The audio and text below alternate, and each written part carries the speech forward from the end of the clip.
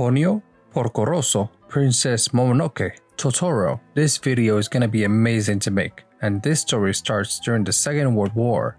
Japan is getting bombarded by the US and entire cities are destroyed. And here we got a picture of a brother in total disaster. Just remember this picture for now, it will be super important for later. And the little man you see in the picture is Isao Takata. He is born in a poor family right before the end of the war. And even though he lived through a lot during the war, he will keep a picture in mind of all of that happened closely in mind.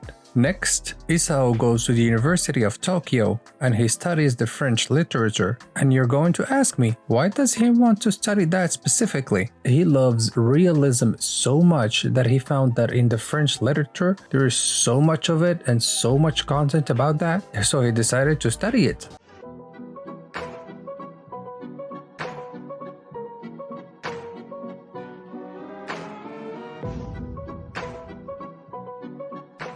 He's also watching a ton of animation movies like Disney's and The King of the Mockingbird, which was a huge inspiration for him.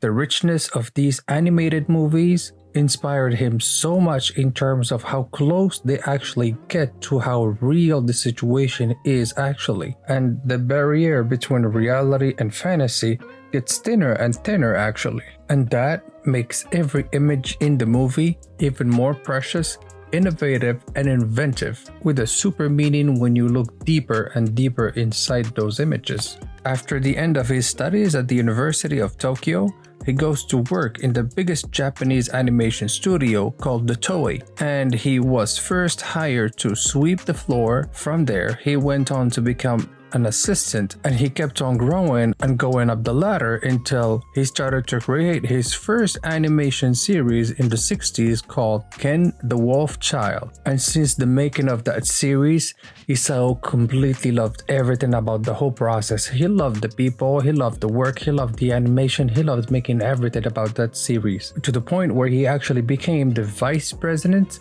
of the animators syndicate to protect actually the co-workers in case of disagreements with the studios. And in fact, they had an altercation. They had a fight. They were wrestling. Sorry, I got too excited. In the 60s, Isao Takata was leading a protest against the Toei, and at the same time, he will make an amazing encounter during the protest. He will meet a young animator called Hayao Miyazaki. And Hayao grew up in a rich family that was making special parts for planes for the Japanese army during World War II. He grew up watching his dad and his employees handling big machines, and he was fascinated by that. Even though on a deeper level he hated the fact that his dad was making something dangerous that will kill people afterward. Young Miyazaki also loses his mom when he was very young due to incurable tuberculosis, and while looking for the comfort of her mom, he actually found comfort in anime and in manga. He discovered the universe of manga, and just like every kid, he got inspired with the work of the mangaka Osamu Tezuka, considered as the father of manga and modern Japanese animation. And with that inspiration, he started to draw and create his first mangas himself, and he loved it. He loved drawing planes and going to the movie theaters with his dad. And at the age of 17, he discovers something new. He discovers an entirely animated movie called The White Snake, and he completely fell in love with the animated movie. And from that, he knew exactly what he wanted to do with the rest of his life. He wanted to be an animator in one of the most prestigious studios out there. And soon after graduating in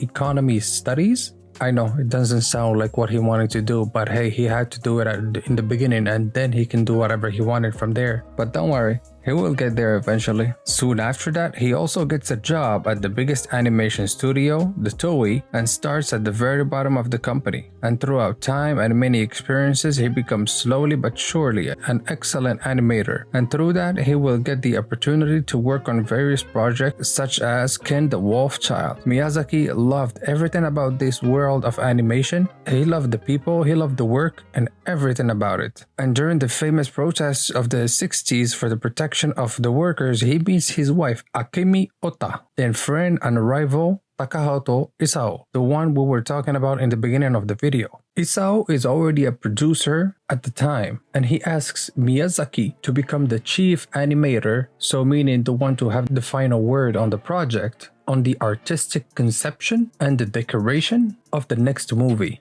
And Miyazaki, guess what? Accepted right away. And it was a complete flop. The animation looked kind of rough on the edges and it was not well received. But it's not the end of the world. Both Isao and Miyazaki went on for the next few years and moved on from it and made other projects and other stuff for the studios. And at the beginning of the 70s, they both quitted from the Toei and both go on to different small jobs here and there in different studios. Sometimes they work together in the same projects and they both were very independent. Miyazaki publishes a manga using a fake name. Yes, he loves to do that. Yes, he loves to post stuff and people not knowing that it's actually his work. So you never know. You might actually sometimes read something and it's actually from Miyazaki himself. Oh, and I forgot. He also calls his friend Isao with the nickname Paku Paku. And with that, he also worked Alibaba and the 40 Thieves. Then together, Miyazaki and Paku Paku worked on the same projects such as A Little Panda and Heidi, which was strongly inspired from the Alps.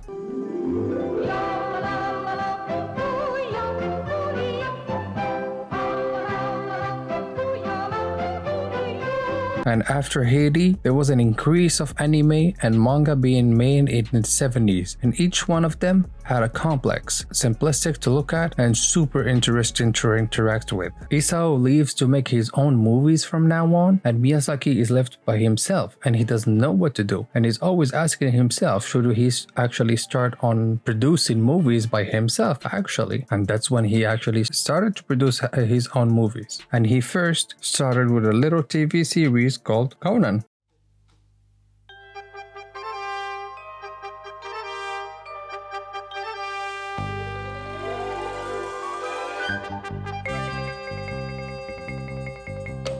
There is some action, okay, it's interesting, it's dynamic, okay, but still not there yet. And during this time, Miyazaki and Paku Paku, of course with the rest of their teams, created a new technique called the layout technique. And this technique was about locking a key drawing that will serve as a reference to the whole production team. And it actually helps to keep an artistic perspective on the whole project throughout the whole project. And in general, it's actually a checkpoint and they have to get there every time. And this technique, Miyazaki will actually use it in almost all of his movies, and especially in the first one called The Castle of Cagliostro.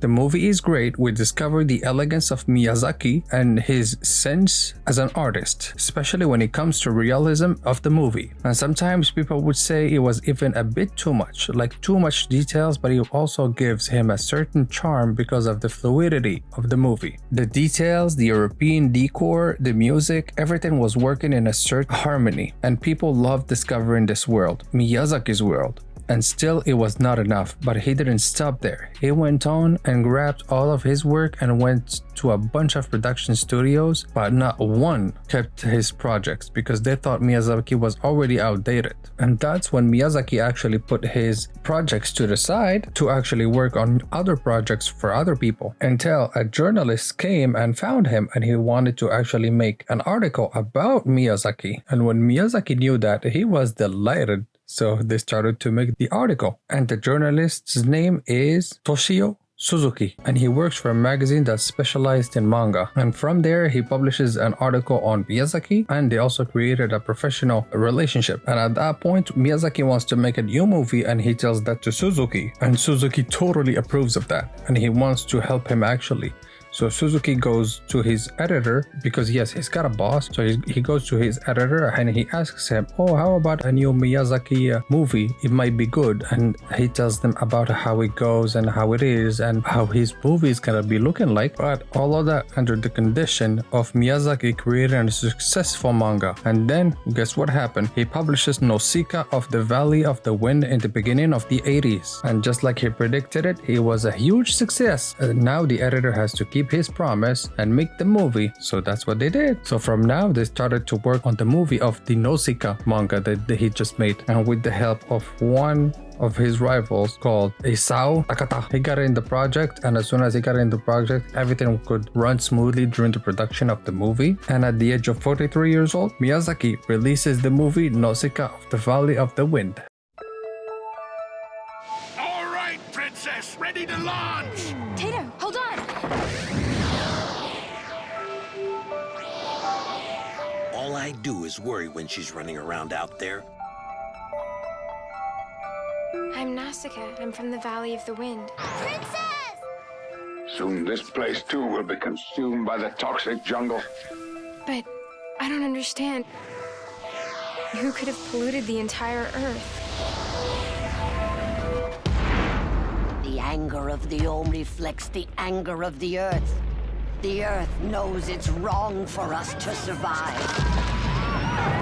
You now live at the edge of the jungle. The movie was a huge success. It tells the story of a princess of the valley going through many adventures in a post-apocalyptic world. Some of the themes in the movie are truly profound and meaningful, and he tackles real human problems and issues through the storyline, which gives a lot of realism to his animated movies. And Miyazaki is performing like a master his art and craft of the image. The images are just stunning, blushing, and beautiful. But even though it was a huge success in Japan, internationally, it was not a success at all.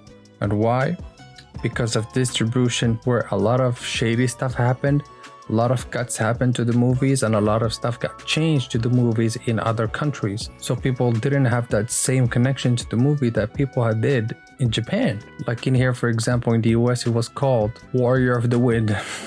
Everything back in Japan also was not good. The studio's top craft that actually helped make the movie went bankrupt because they had too many projects going on at the same time and too much money going on through all of that. So they actually went bankrupt at some point. But Miyazaki couldn't handle losing all of these good people. So what he did is that with the help of Isao Takata and Tokuma Shoten also joined, and together they created the Studio Ghibli. And all of the employees that were working for Top Craft, all of the animators and all of that, were now working for the Studio Ghibli. And why Ghibli? Well, because it has a huge resemblance to the wind, and it's also the name of an Italian plane of the Second World War, the Caprione K3009 Ghibli. And after a few trials and fails, after a whole year, they finally made the castle in the sky. And guess what? It was a huge success.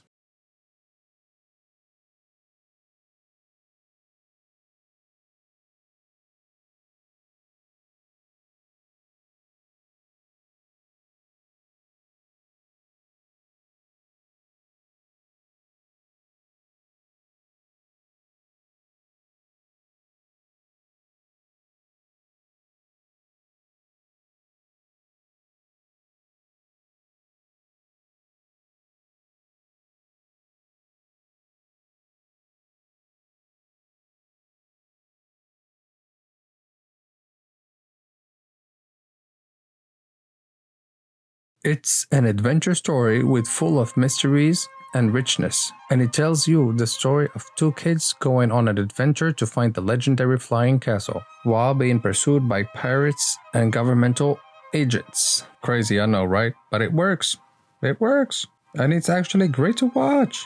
But now, they still need to focus on how to make more movies just like that. So they went on to look for more money and more funds to make more movies. And at some point, Isao Takata goes to the Tokuma Shoten and a bunch of his investors and tells them about Ghibli's projects. He tells them that he would like the group to actually fund not one but two of the next Studio Ghibli's movies that they will release on the same day, of course. One talking about the historical war, and the second one is going to be more about fantasy. And in a way, people can watch one if they're interested in history and wars and all of that, and they can watch the fantasy one if they're not feeling the first one and they just want to dream a little bit. And if one flops, the other one will make it. And after hearing the proposition, everybody approved, but now the responsibility lies upon Studio Ghibli to actually make two movies to actually come out the same day, which is, oh boy, it's tough, huh? It's very tough. And April 16, 1988, Studio Ghibli releases Grave of the Fireflies and My Neighbor Totoro simultaneously.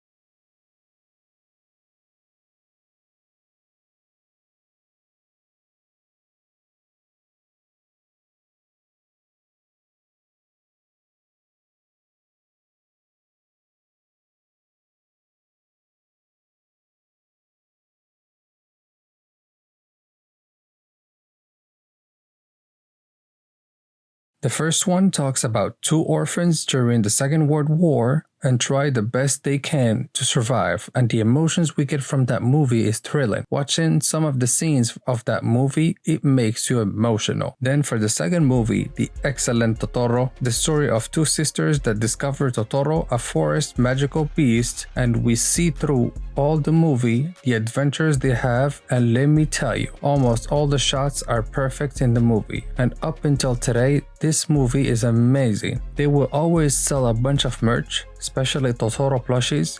They will make also Totoro their mascot. Followed by that, they make another animated movie called Kiki the Little Witch in 1989. And just like usually now, welcome to another world of the Studio Ghibli. If things don't work out, you can always come home. And come back a failure? Ooh.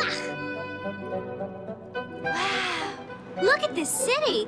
My name's Kiki, and I'm a witch. This movie will allow them to actually hire more people and have a great workplace. And due to the success of Kiki, that movie confirmed the weight of the Studio Ghibli among all of the other big studio companies. And at the same time, Toshio Suzuki quits Tokuma Shoten, and he actually comes to Studio Ghibli to become the director of it and a producer at the same time. And followed by that, we have Porco Rosso, that started as being a movie exclusively for the Japan Airlines, but then got released to the public in all theaters in Japan and all over the globe, of course. God was telling you it wasn't your time yet. You think? Seems to me he was telling me I was a pig and maybe I deserved to be all alone. You can't believe that. You're a good person. No, the good guys were the ones who died. Or maybe I'm dead and life as a pig is the same thing as hell. Now go to sleep. It's a movie about a pilot of the First World War that got transformed into a pig, and he fights pirates in the air over the Mediterranean Sea, and more precisely in Italy. That movie is a combination of romanticism, realism, and fantasy in a realistic world mixed with a bit of comedy. It's plainly just beautiful. Followed by that, we have Pompoko, and this one is about magical raccoons called Tanukis. The movie is set in a mid-serious, mid-comic vibe, and the raccoons can transform into human beings and they fight against the urbanization that's a threat to their habitat. This represents the expansion of Tokyo that destroys its nature in favor of humans. And guess what again? Huge success. Everybody loved the movie again. The movie will be at the Festival of Andy and will also win the prize of the best movie. And during those years, slowly but surely, the Studio Ghibli started to become the best animation studio in Japan, with a huge reputation that sometimes goes beyond the borders of Japan, all the way to France and all the way to the US. And it's actually considered by many to be the most powerful animation studios in the whole world at the same time. But Studio Ghibli has a huge problem, and the huge problem is distribution. When it came to their oldest movies, they always had some shady deals, kind of, where the movies always kind of got cutted or transformed or something. But then, with the help of one person called Steve Alpert, who was working for Disney in Japan, he was literally the guy that helped the Studio Ghibli to become more mainstream in a way, and that's how Disney actually started to distribute all of the Studio Ghibli movies from now on. And that's how the first one they started with is Princess Mononoke. My prince, are you prepared to learn what fate the stones have foretold you? Yes.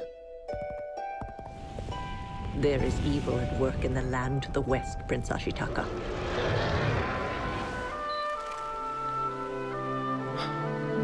My name is Ashitaka. I've traveled far from lands to the east. Go away. I don't want to fight you. I'm a friend. Princess Mononoke? Princess of the spirits of ghouls, beasts, and ancient gods. The wolf stole her soul and now she lives to kill me. The whole world was not ready for this one. Combination of nature, technology, realism, where no good guys, no bad guys exist. Princess Mononoke is the most successful movie up to this point for the Studio Ghibli, and everybody fell in love with the way the studio makes movies. It's a giant success for Ghibli, and the world discovers Miyazaki's style of making animated movies. Quick little joke, when the movie first came to the US, it was actually in the hands of Harvey Weinstein. We all know that guy. And when he first saw the movie, he thought some of the scenes were a little bit violent, so he was thinking of switching some of the scenes, which he did, and he sent that to Miyazaki. But Miyazaki hated it. So what he decided to do was to actually send Suzuki over there to the US, and he sent him with a sword as a message. And as soon as he went to the US, he went to New York to one of Weinstein's conferences, and during one of those conferences, he got up, he got the sword, and he was like, "Momonoke Hime no cut!" Damn, Totoro almost got Weinstein, huh? Yeah, boy. Making Princess Mononoke was a big risk for the studio because they invested a lot in the international distribution. But everything paid off, and with the money they got from Princess Mononoke, they were able to create a museum of the Studio Ghibli, which is still loved until today. And also, they made plenty more of movies such as My Neighbor the Yamadas and more, notably Spirited Away. Chihiro, we're almost there. What's this old building? It looks like an entrance. Wait for me! You shouldn't be here. Get out of here, now! Mom! Dad! It's a bathhouse for the spirits. It's where they come to replenish themselves. And this is certainly no place for humans. This movie is magical, and it talks to any kind of person. You can be young and get the message. You can be super old and still get the message. Whoever you are, you will fall in love with this movie. And right after that, Miyazaki wanted to actually take his leave and leave it to one of his successors. But a tragedy happened, and something happened to his successor, and he actually died from something expected. Guess what? Miyazaki had to come back, and that's when he started to create more movies again, and he wanted to actually make a movie that his little daughters could actually watch, and he thought of Spirited Away. Spirited Away is the story of a mom, dad, and daughter that goes into another city to live there. And while moving to a new house, they got lost. The mom and dad go into a different city and they start to eat and they get transformed into pigs. And the story, gotcha. That's not the whole story though. It's actually a beautiful story of fantasy, realism, and food apparently. And as soon as it hit worldwide, it was greatly appreciated by everyone. Spirited Away becomes the most profitable Japanese movie of all times, and Miyazaki gets a bunch of prizes. One of them being an Oscar for Best Animated Movie. Followed by that, we have The Cat Returns and Howl's Moving Castle in 2004. Where to? I'll be your escort this evening.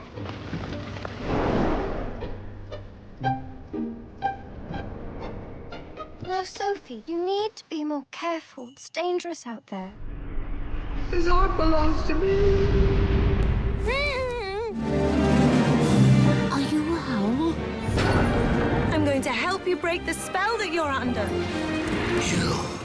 You can't even break your own spell.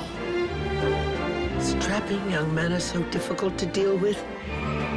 And he did it again. I'm telling you, all of Miyazaki's movies become masterpieces. You can find magic, romance, darkness, courage, happiness, sadness, cuteness, almost all the emotions you can think of are represented in this movie. It's beautiful to even watch too, and a bunch of scenes were even made into memes that exist nowadays to express yourself in a certain way. The movie surpassed all of the expectations. But the problem is, what now? Well, Miyazaki went on to work on a project called Ponyo, and it took him almost 4 years, but at the end he came back with the movie in theaters in 2008, and as usual, huge success. Sasuke, come right back up, okay? Okay. A goldfish. Sosuke! Ponyo! Her name is Ponyo. She likes to eat ham. She came to me. She might be magic. Ponyo? Ponyo! I know you tried, but Ponyo is a fish. She wasn't meant to live in a bucket. Ponyo? Ponyo! I will be a human too! Human. Hands! I want hands!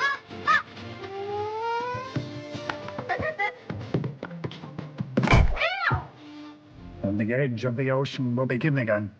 An end to the era of those abominable humans. Fish with faces who come out of the sea costs enough. And from there, the Studio Ghibli went on to make many more successes. They did Arrietty in 2010, From Up on Poppy Hill in 2011, and in this one we had both Miyazakis working on the same project, The Father and the Son. With that, we got The Wind Rises and The Princess Kaguya in 2013. She's such a beautiful little princess.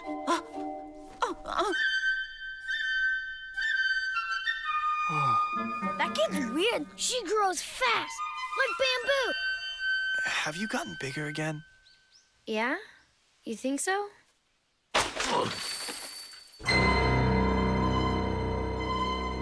I have heard the rumors about her.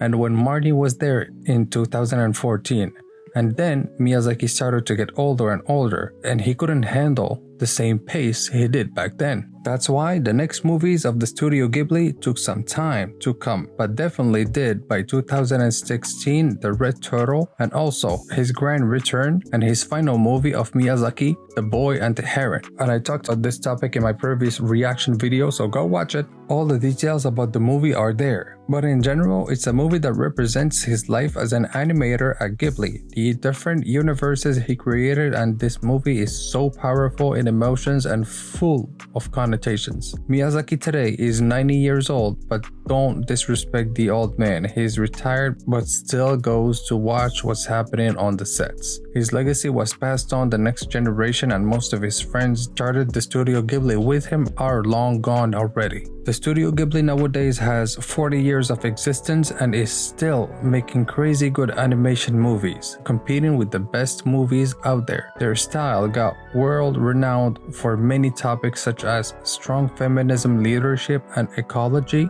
and Miyazaki with the Studio Ghibli brought masterpieces to the world. And he also won multiple prizes for his masterpieces.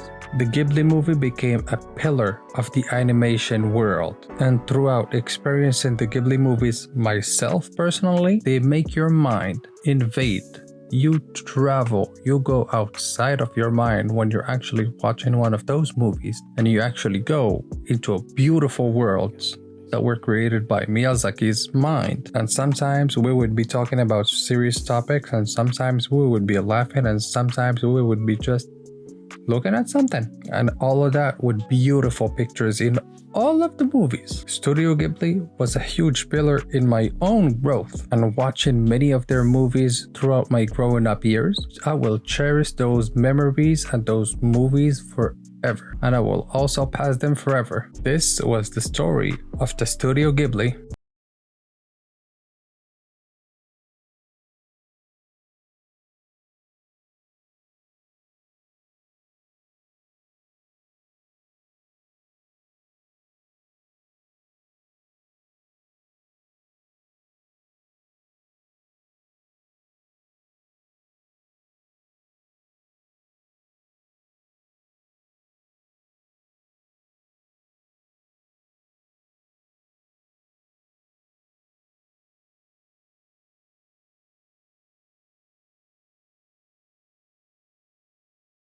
Thank you for staying until the end of the video, guys. And if you're still watching, make sure to type in the comments Totoro down below. Counting on you. Make sure to leave a like, subscribe, and hit that notification bell. Thank you. I will see you in the next one. Peace.